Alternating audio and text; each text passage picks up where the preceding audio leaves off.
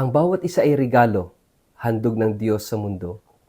Paano ka man nakarating dito, kailangang hanapin mo kung ano ang mission mo.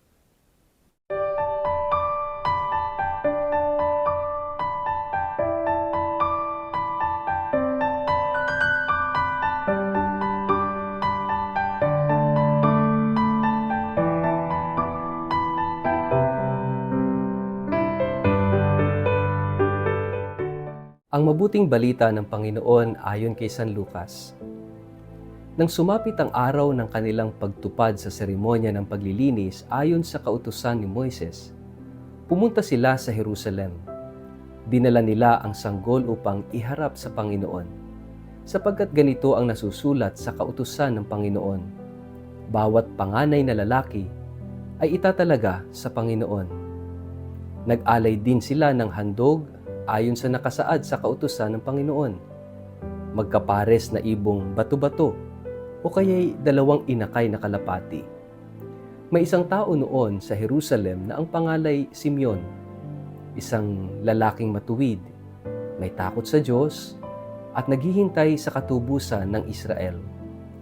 Nasa kanya ang Espiritu Santo.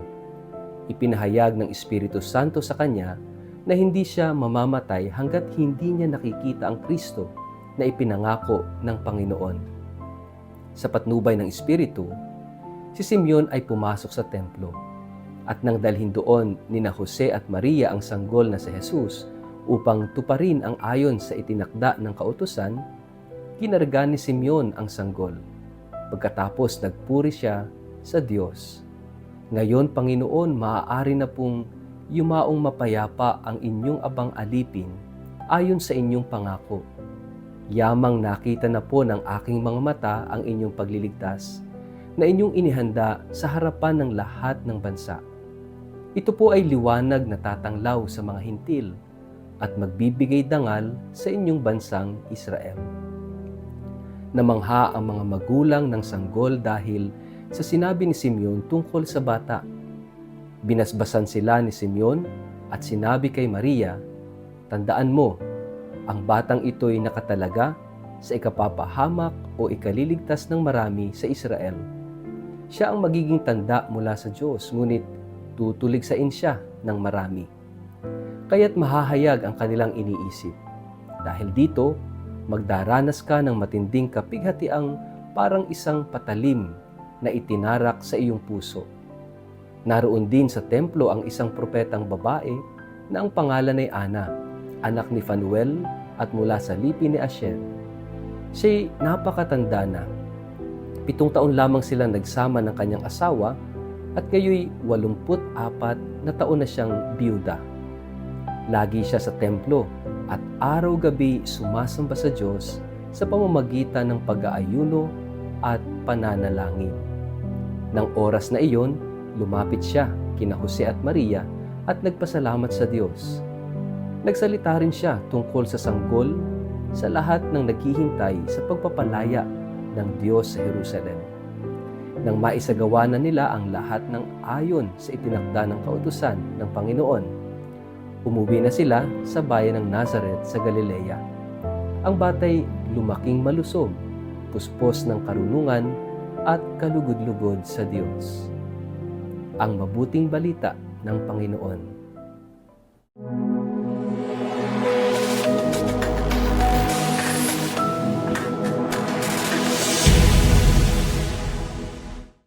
Mapagpalang araw po sa inyong lahat. Kumusta po kayo? Ang atin pong word of the day ay present. Bago po tayo magpalalim sa ating refleksyon ngayong araw na ito, kayo po ay muli kong inaanyayahan na huwag kakalimutan mag-like, follow at subscribe sa ating page na Word of the Day. Ganon din po pakishare ang ating video ito sa inyong kapamilya, kamag-anak, kaibigan, mga kakilala sa social media para sama-sama tayo sa pagiging media evangelizers at online missionaries na nagpapalaganap ng salita ng Diyos sa mundo ng social media. Paki-like and follow na rin po ako sa YouTube at sa Instagram. Ngayong araw na ito ay pinagdiriwang natin ang Presentation of the Lord. Ganon din ang Our Lady of Candelaria o Our Lady of the Candles. At narinig natin sa kwento ngayong araw na ito ang pag-aalay o paghahandog kay Jesus bilang panganay sa templo. Dahil bahagi ito ng ng tradisyon at ng custom ng mga Hudyo na ang firstborn sa family ay kinakailangang i-offer sa templo. At kaya ito ay pagtupad ni Jose at ni Maria sa nakagawian, sa tradisyon. And mahalaga itong pag-aalay na ito na ginawa rin ng banal na mag-anak, no? Which shows na si Jesus ay nakatalaga para sa Diyos, para sa Ama. Sapagkat bilang anak, siya'y para sa Ama at ang may para sa Kanya. Kasi sinasabi ng Panginoon Jesus, ang nakakita sa akin ay nakakita na rin sa Ama. Mga kapatid, iniregalo si Jesus. Pero si Jesus ay iniregalo hindi lang sa templo. We have to remember, sabi nga ni Pope Francis doon sa pinaka-controversial na recent document na Fiducia Supplicans na naging usapin at nag-cause ng maraming criticism and division in the church because of the word blessing, no? At sinasabi ng document na ito na Jesus is the greatest blessing. Siya yung pinaka. And actually, He is the blessing. Kaya nga, Jesus is the gift of the Father for all of us.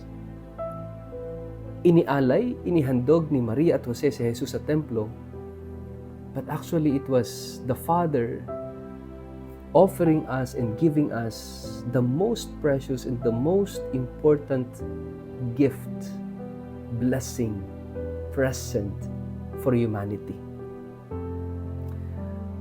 Kasi ang dala-dala ni Jesus, hindi lang kaligtasan. Ang dala-dala ni Jesus ay hindi lang pagmamahal. Ang dala-dala ni Jesus ay mismong Diyos. Siya ay Diyos. And He is what we need sa buhay na ito. Kung wala ang Diyos sa buhay, kung wala ang Diyos sa lahat, nothing will exist. Wala tayong lahat. Kaya nga, mga kapatid, mahalaga yun, that Jesus is giving Himself to us as a gift. At bilang isang regalo, present, ang tanong, tatanggapin ba natin? Isa sa mga regalo ng Diyos sa sangkatauhan ay ang kalayaan. Yung regalo ay malayang ibinibigay at malaya ring tinatanggap. Hindi pwedeng ipagpilitan ng isang regalo na ito, reregaluhan kita sa ayaw mo sa gusto, tanggapin mo yan. No. Ang regalo ay freely given and freely received. Paano nga ba natin dapat tinatanggap ang regalo? Ibig sabihin, bigay, kaloob. Dapat tinatanggap natin ang regalo with a grateful heart. Yung mapagpasalamat. Hindi yung tayo na yung binigyan ng regalo, tayo pa yung magrereklamo. Di ba? Minsan, lalo na kapag Pasko. Yung kapag mga exchange gift, kaya ayoko ng mga ganyan-ganyan exchange gift eh. Bakit? Ikukumpara mo yung niregalo mo doon sa natanggap mo. No? At sabi mo, magkano lang naman itong natanggap ko. Samantalang yung regalo ko, kalaki-laki naman. Di naman lang ano. Minsan may mga ganitong mga nangyayari kapag may mga exchange gift. Kaya, to be honest, I don't like the idea of exchange gift. Yung magregalo ka na lang freely. Yung pang hindi ka na maghintay ng kapalit at minsan ikukumpara mo pa yung matatanggap mo. You know, when God gave the most special and the most important gift, at yan ang Panginoong Jesus mismo, malaya niyang ibinigay ang kanyang bugtong na anak para sa ating kaligtasan. Pero ang tanong, tinatanggap ba natin siya? Kung tinatanggap natin siya, binago na ba tayo? Dahil tinanggap natin si Jesus sa buhay natin. Because kung talagang tinanggap na natin siya, makikita natin paunti-unti yung pagbabago sa ating puso, yung pagbabago sa ating buhay. Mga kapatid, ngayong pinagdiriwang din natin ang Our Lady of the Light or Our Lady of the Candles. Sa totoo lang, yung mga titles ni Maria is actually related to Jesus. Bakit siya'y Candelaria? Bakit siya'y tagapagdala ng liwanag? Because Jesus is the light.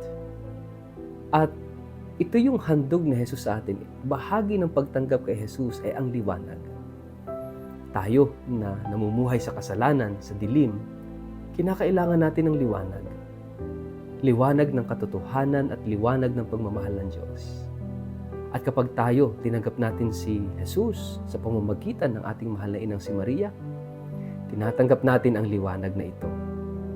Kaya hilingin natin na tayo ay palaging mabuhay sa liwanag ng Diyos. Sa ngalan ng Ama at ng Anak at ng Espiritu Santo. Amen. Ama naming Diyos, nawa ay tanggapin ka namin bilang regalo at ingatan ito sa aming buhay. Amen. Pagpalain po kayo at ingatan ng makapangyarihang Diyos, Ama at Anak at Espiritu Santo. Amen.